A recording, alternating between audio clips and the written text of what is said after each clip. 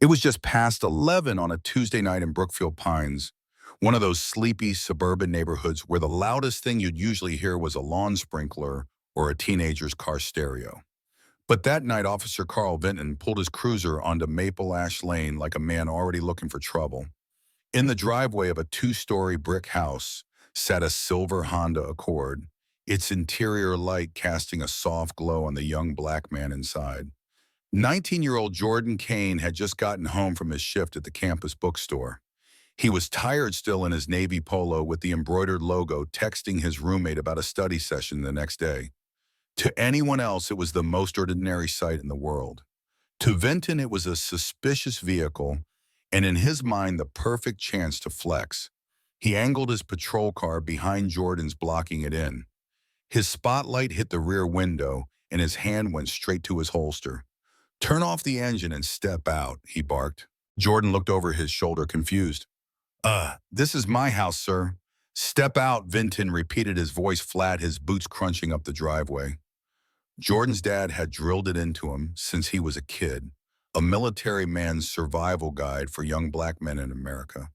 Keep calm, move slow, comply with everything. So Jordan did just that. He turned off the car, stepped out, hands visible.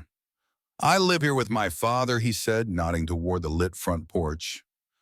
"ID," Vinton demanded. "It's in my wallet."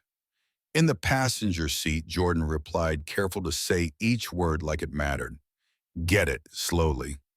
Jordan turned, leaned into the car, reaching across the seat. Just a routine motion, reach, grab, turn back. But in Vinton's eyes, it became something else entirely. His voice exploded. Gun Jordan's head whipped around, wallet in hand, confusion written all over his face. "What?" "No, this is my." Three shots shattered the night. The first hit his chest. The second tore into his shoulder. The third blew through the passenger window as his body collapsed onto the asphalt less than 20 feet from his front door. Vinton stood over him, breathing hard, already shaping the story he'd tell later. "Armed suspect, reached for weapon, feared for my safety," all the magic words. He moved the wallet closer to the car. He kicked Jordan's phone out of sight. What he didn't know was that Jordan's father wasn't just any dad. Commander Samuel Kane had spent 25 years training some of the most dangerous men on Earth, Navy special warfare operators. And those men, they didn't just serve with him. They owed him their lives. Sam was at the naval base when the call came from the ER doctor. Her voice was steady, but he heard the weight behind it. "Commander Kane, your son was brought in tonight. He didn't survive." He drove to the hospital like he was heading into a combat zone, focused, silent. In the morgue, under the harsh white light, he pulled back the sheet. Jordan's face looked too peaceful for the violence that had ended him. 3 entry wounds, close range. This wasn't a panicked mistake. It was an execution. Sam asked for the officer's name. Carl Vinton. He repeated it in his head until it stuck like steel. Then he went home, walked past his son's backpack by the door, his work shirt over the chair, the law school brochures on the table, all those unfinished pieces of a life. He sat down at his desk, opened his laptop, and typed one message to a group labeled, "Brothers Jordan was killed tonight by Officer Carl Vinton, Brookfield PD. Details to follow." Within minutes, his phone lit up. "On my way. Mason Ghost Harper, stationed at Quantico. What do you need? Jake Morrison, private security in Baltimore. How can I help? Marcus Rivera, intel analyst at Langley." By dawn, Sam's house had become a command center. Ghost arrived first, letting himself in with the same key Sam had given him 15 years ago. They hugged briefly, no words, and got to work. Jake was parked across from Vinton's house by mid-morning, logging his routines. Marcus sent over Vinton's personnel file, 3 excessive force complaints, all against black men, all dismissed. Then came the bombshell financial records showing monthly deposits from a shell company tied to defense attorney Harold Kessler, a man notorious for paying cops to look the other way. Sam didn't talk about revenge. He talked about evidence leverage, airtight cases. "We stay in the lines," he told them, "but we use every tool we've got." He doesn't walk away from this. 2 days later, an unexpected ally knocked on his door. Detective Lena Park, Internal Affairs.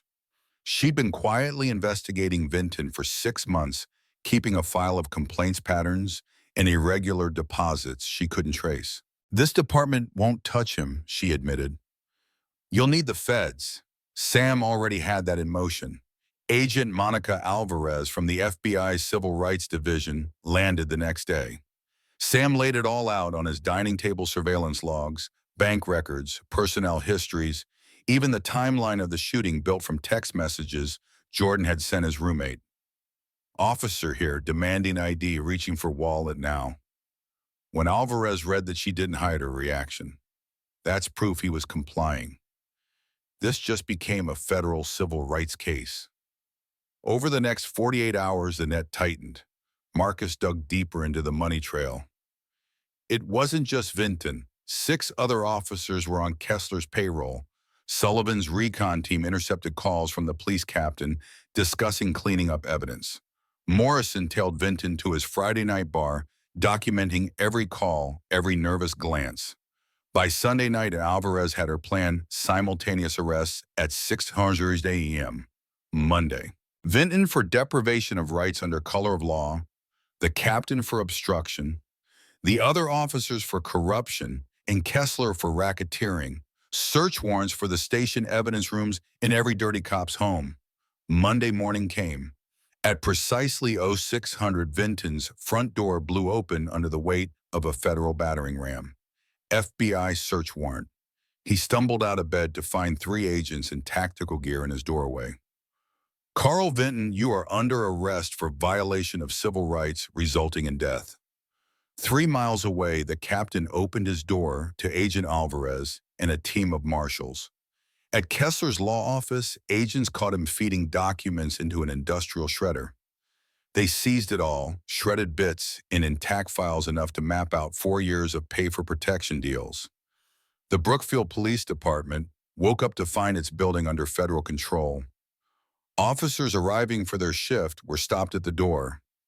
Evidence rooms were sealed. Detective Park was escorted in, handed the financial records she'd been chasing for months, and told, "We're going to need your testimony." By noon, the news had spread nationwide. Reporters swarmed outside the courthouse, the station, the suspects' homes. Civil rights groups hailed it as the biggest federal takedown of police corruption in a decade. But for Sam, it wasn't about headlines. That night, sitting in his study, surrounded by photos of Jordan in his cap and gown on the basketball court, grinning in the passenger seat of that silver Honda, he felt the weight of it. Justice wasn't done yet. Arrests were one thing, convictions were another. He'd have to see this all the way through. Still in the quiet of his house, he allowed himself one small breath. They had underestimated him, thought he was just another grieving father they could stonewall. They didn't know he'd spent a lifetime teaching warriors how to win without ever firing a shot. And maybe that's the part I keep thinking about, how quickly power shifts when the truth has people willing to fight for it. In the comments, tell me, do you think the system would have acted if Sam hadn't had those connections? Or would Jordan have just been another name on a long list we never talk about?